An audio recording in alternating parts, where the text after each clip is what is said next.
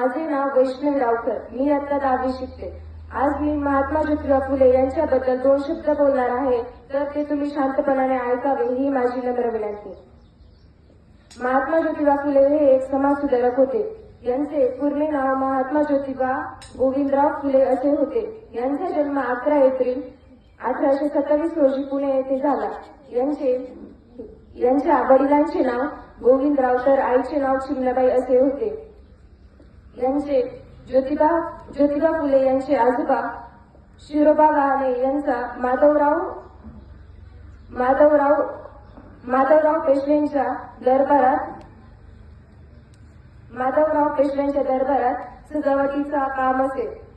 त्यांच्याकडे फुलांचा व्यवसाय होता. ते फुलांचा व्यवसाय करत होते, त्यामुळे त्यांना फुले म्हणून ओळखू जाऊ लागले.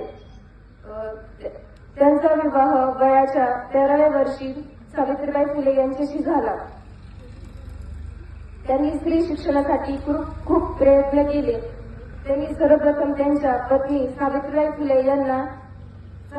फुले यांना शिक्षित केले.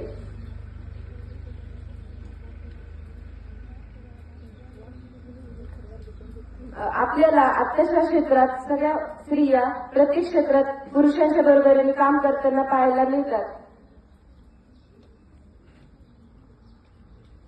ज्योतिबा फुले यांनी पुण्यामध्ये पहिली शाळा मुलींसाठी सुरू केली व तिथे सावित्रीबाई फुले मुलींना शिकवत होते. ज्योतिबा फुले यांनी सती, बालविवाह अशा प्रथा त्यांनी बंद केल्या.